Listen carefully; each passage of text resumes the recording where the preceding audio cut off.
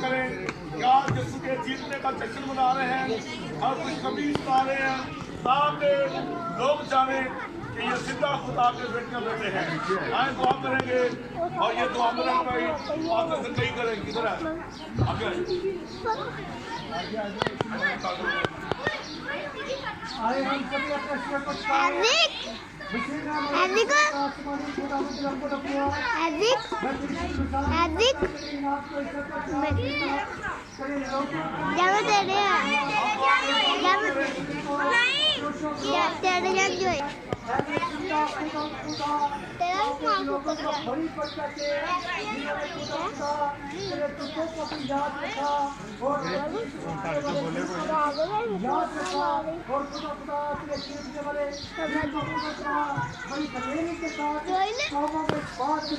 करते हैं कि हमारे यीशु की कब्र आज भी खाली है और वो दुनिया में जिंदा है और वो हमें फिर दोबारा लेने के लिए आता है।